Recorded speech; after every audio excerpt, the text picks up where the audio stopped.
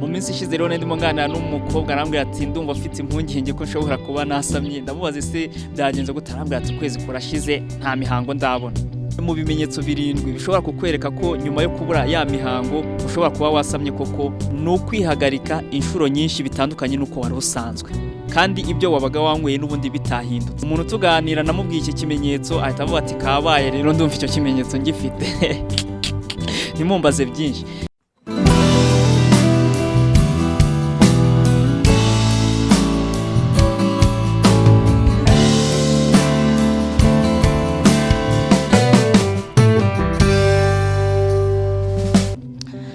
Ikaze rero ku gicumbi cy'ubumenyi bufite ireme, hahandi tuganira ku bintu bigiye bitandukanye, yaba bya bindi wari usanzwe uzi ukagira ubumenyi bwisumbuyeho, yaba bya bindi utari usanzwe uzi ukagira ubumenyi kuri byo, ariko na bya bindi wibwiraga kuzi ukaza gusanga wari ubizi nabi. Mu minsi ishize rero ndimo nganira n'umukobwa arambwira ati ndumva afite impungenge ko nshobora kuba nasamye. Ndamubaza ese byagenze gute, arambwira ati ukwezi kurashize nta mihango ndabona. Ndamubaza ese ubundi wari usanzwe nyine uyibona buri kwezi? Arambwira ati ahubwo se mba nanabizi, ati reka sinzi n'igihe nyigiramo. Bivuze ko ntumva ashobora kuba bitanakurikiza ukwezi. Urumva rero ntabwo cyari ikimenyetso simusiga cy'uko yasamye. Ibyo rero byahise bintera gushaka ese nta bindi bimenyetso ubundi bishobora kukwereka ko wasamye atari ukubura imihango, kubera ko imihango ushobora no kuyibura kandi utasamye. Ibyo birazwi, umuntu ashobora no kumara n'ukundi kwezi akagufata atarabona imihango nyamara atasamye, kubera ko habayeho guhinduka mu mubiri. Hari uburyo wenda muri uko kwezi byagenze, uburyo yaryaga bwarahindutse, yagize za stress zitandukanye bigatuma imihango ihindagurika. Kuko abayijyamo murabizi, hari abagira ukwezi guhinduka, hari abagira ukwezi kudahindagurika, ariko hari n'abagira ukwezi guhindagurika akaba yajya mu mihango uku kwezi ku itariki 15, ukundi akajya mu kuri 20 n'ukwezi kwa kwashira. Numva rero ntabwo cyari ikimenyetso simusiga. Nahise rero ntangira gushakisha ngo ndebe niba hari ibindi bimenyetso. Njya ku ivuriro Mayo Clinic ryo muri Leta Zunze Ubumwe za Amerika, ku rubuga rwabo mayoclinic.org, sangaho rero ibimenyetso 7 bindi simusiga bikwereka ko wasamye muri ya mezi 3 ya mbere. Muri ibyo bimenyetso harimo n'ibyo ushobora kubona mu cyumweru cya mbere, mu kwezi kwa mbere, bikakwereka ko wasamye, atari ukuvuga ko wabuze imihango gusa ngo uhite uvuga ngo nasamye. Nibyo rero tugiye kuba turebera hamwe muri video yacu yo kuri uyu munsi. Nge ndino Sahabo Mugisha, ambasaderi wa muganga.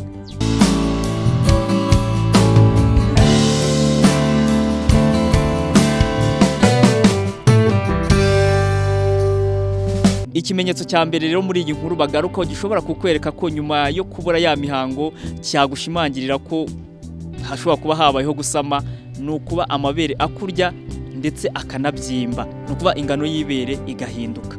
Ibi ni ibintu ngo bigenda bishira uko iminsi igenda ishira, ariko mu ntangiriro icyo ni ikimenyetso rwose. Nyuma yo kubura imihango ubonye n'iki kimenyetso ushobora gutangira kuvuga uti kabaye nshobora kuba nasamye. Ubwo niba uri umugore ufite umugabo ukishima, niba uri wa wundi wirwanagaho nyine ugatangira gutekereza ubundi buryo uri bubigenze mu gihe wumva uwo mwana nyine utamwifuza.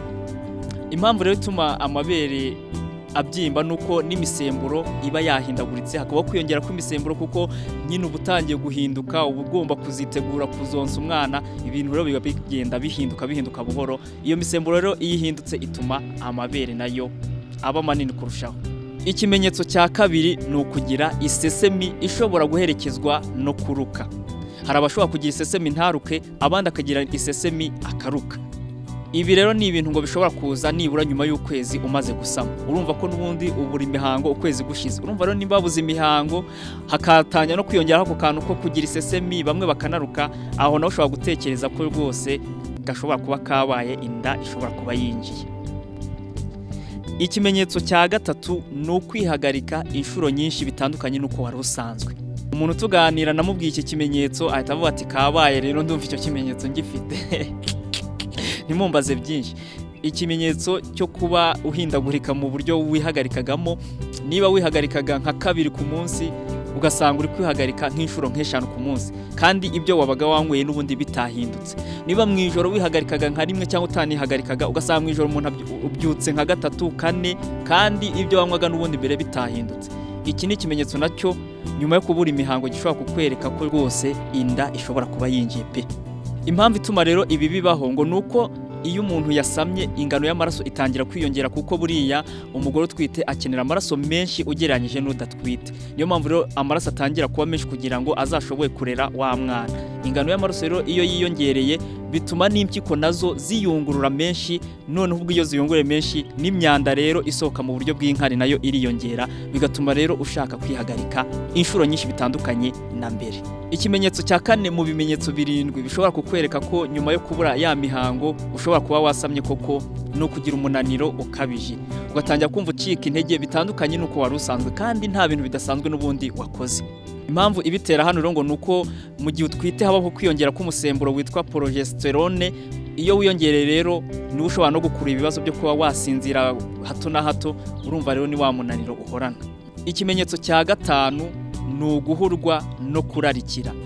Umuntu wasamye ngo hari ibiryo runaka atangira kumva yifuza kurusha ibindi akumva arabyanze, yakumva impumuro runaka kumva biranuka kandi byari bisanzwe bimuhumurira, ibindi byanuka agakumva wenda birahumura, ugasanga umuntu ari kurarikira ibintu ubusanzwe bitaribwa. Iki ni ikimenyetso ushobora kudahita ubona wenda mu kwezi kwa mbere, ariko muri amezi 3 ya mbere aribyo igihembwe cya mbere cyo gutwita ushobora guhura n'ibi bimenyetso. Aho ngaho rero wamenya ko wasamye.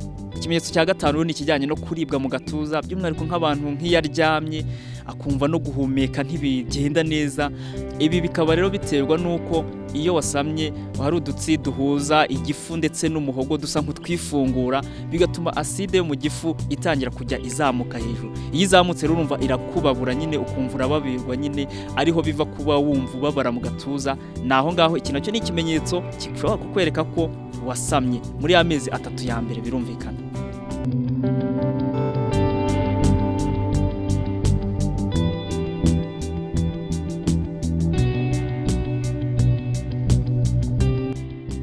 Ikimenyetso cya 7 rero gishobora kukwereka ko nyuma yo kubura ya mihango koko ushobora kuba warasamye ni constipation cyangwa se impatwe. Umuntu wasamye ngo ashobora kugira impatwe.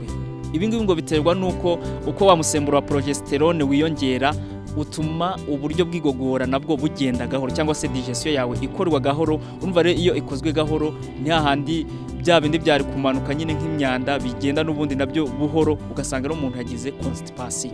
Ngibyo rero ibimenyetso 7 ushobora guhura nabyo muri amezi 3 ya mbere yo gusama. Wabyuze ko harimo nibishobora kukubaho nyuma gato yo kuba wasamye, nka nyuma y'icyumweru, ibindi nyuma y'ukwezi.